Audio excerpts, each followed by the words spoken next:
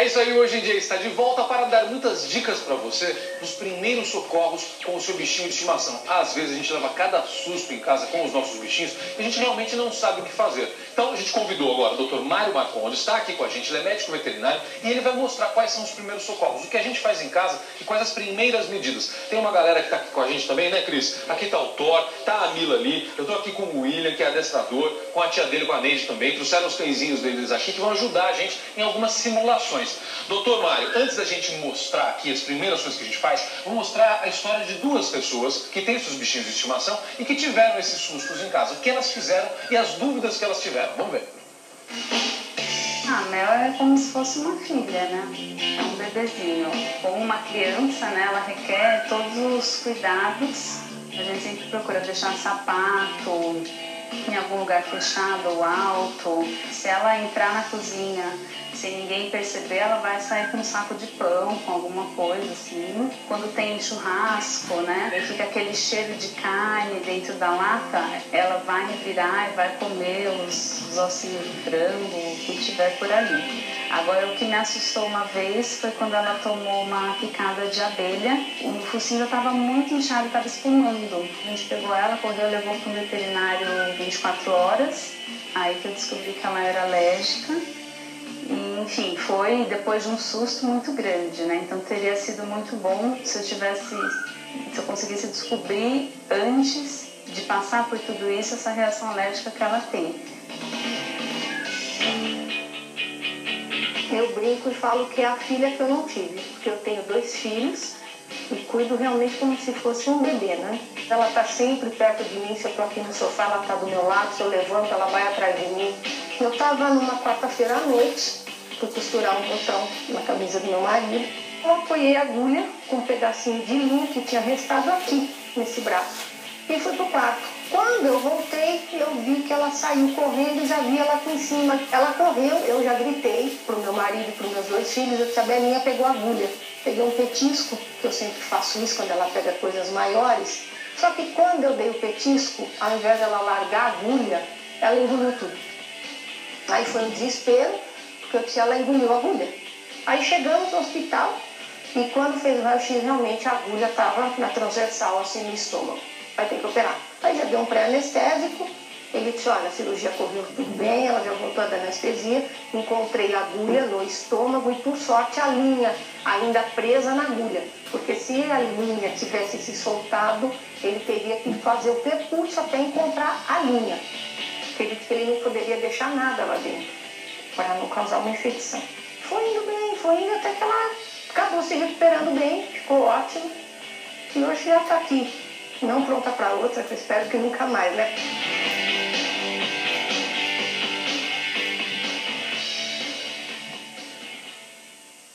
Aí 2 casos interessantes que acontecem no nosso dia a dia. O cachorro engoliu algum objeto como uma agulha, como ela disse, e outro caso, uma picada de inseto, o cachorro ser alérgico. Então, primeiro caso, pensar na alergia, na picada de inseto, na picada de abelha. Ela fez o que deveria fazer mesmo?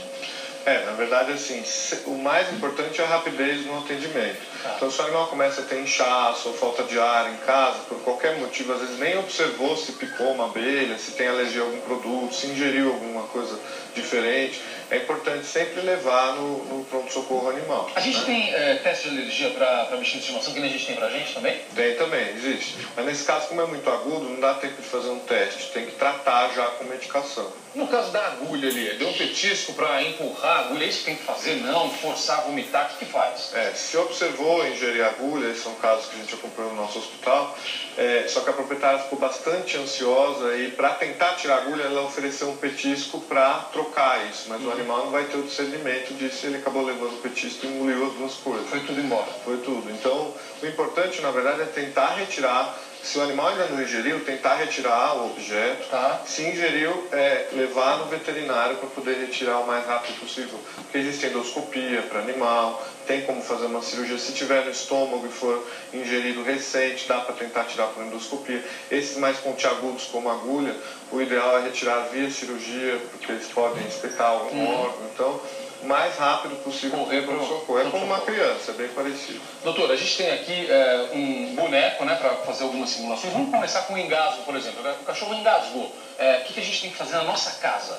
Então, aqui a gente tem esse manequim de treinamento americano, ele tem um pulmão artificial, né, que é para atendimento de emergência. É muito real. No engasgo, então eu vou tirar esse daqui, o que a gente recomenda é sempre pressionar o animal próximo ao colo, fazendo uma movimentação para que esse ar saia e o animal desengasgue, né? Entendi. E sempre correr no veterinário. Esses procedimentos você vai estar fazendo ao longo do caminho. No caminho, descendo para levar. Se for um animal maior, como o Thor, você fica do lado dele, como você pode faz fazer batendo nas costas.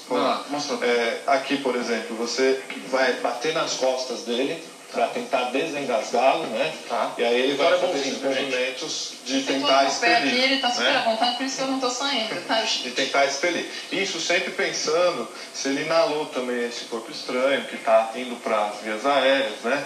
No caso da agulha não é recomendado fazer isso, porque esses pérfuros cortantes, ele pode voltar rasgando tudo também. Tá bom, a gente consegue mostrar algumas outras coisas que acontecem com os bichinhos. Queimadura é algo bastante comum também, queimadura também, por exemplo, pessoas que estão cozinhando e às vezes a dona de casa está com o cachorro, companhia e deixa o animal na cozinha. A cozinha é um ambiente bastante propício para ter acidente. Aqui sempre fala isso aqui, né? Criança não deve ir na cozinha. Cachorro também. Esbarra na panela, cai óleo, água cai quente. Óleo, cai no animal. O animal está sempre próximo ao pé ali do dono. Isso. E essas panelas de água quente, fritura pode cair e provocar queimaduras graves. No momento em que aconteceu, queimou, já caiu uma água quente ou caiu uma gordura, fritura, o que Nunca acontece? lavar, tem pessoas que lavam com água e sabão, esfrega, queimadura, não. A dica mais importante é pegar o animal, então, por exemplo, caiu nessa patinha, levar para uma pia, a gente tem uma pia aqui, né?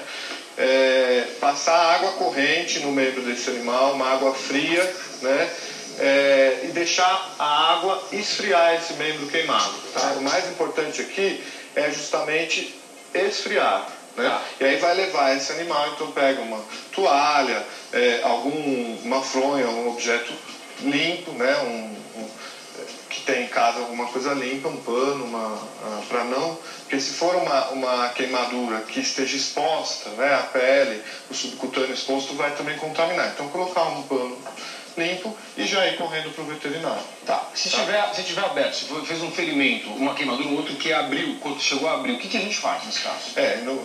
Aí, por exemplo, se for, em geral a queimadura ela não tem tanto sangramento ativo, mas se for uma mordedura ou um trauma que causou um sangramento, a gente vai, na verdade, não colocar água, e sim comprimir direto com um pano limpo. Dá pra gente mostrar com a Mila aqui? Isso. Vamos colocar a Mila aqui em cima, você me ajuda aqui? O que acontece? A gente tem aqui a patinha dela, por exemplo, digamos que tem um ferimento aqui. Você vai pressionar, embalar essa pata, esse membro, né, com uma toalha ou uma fronha e deixar comprimida, tipo de uma bandagem compressiva que a gente faz no consultório. E tentar deixar o membro o mais anatômico possível. Se tiver uma régua, um pedacinho de madeira ou qualquer coisa que não machuque o animal, que possa manter essa parte esticada, e corre para o pronto-socorro. O estancamento de sangue é o mais importante para evitar que o animal vá perdendo sangue no caminho. Que isso é importante para um atendimento adequado no pronto-socorro. Tá, perfeito. Produto de limpeza. Isso sempre é uma preocupação, né, Cris? Volta e meia o bichinho vai lá e bebe produto de limpeza, derruba um produto de limpeza ali e acaba consumindo. Muito importante, primeiro, tirar o acesso deles é igual criança. Né? Então, produto de limpeza em geral numa área de serviço sempre embaixo, né? Colocando lá embaixo aqueles galões maiores. E o animal está sempre com acesso a isso, porque deixa na área de serviço. Então, evitar colocar em lugares altos, evitar que o animal tenha acesso a esses produtos é o mais importante. Se ingeriu, também não é para dar leite, não é para estimular vômito. Né? Existem esses mitos que o leite vai proteger o estômago, enfia o dedo na garganta do animal para ele provocar vômito, nada disso, porque existem produtos cáusticos que entram lesionando o esôfago e depois, se você estimula o vômito, ele sai lesionando de novo, então você lesiona o dobro. Né? Pode acontecer da gente não saber que o animal ingeriu aquele produto, né? A gente não percebeu que isso aconteceu.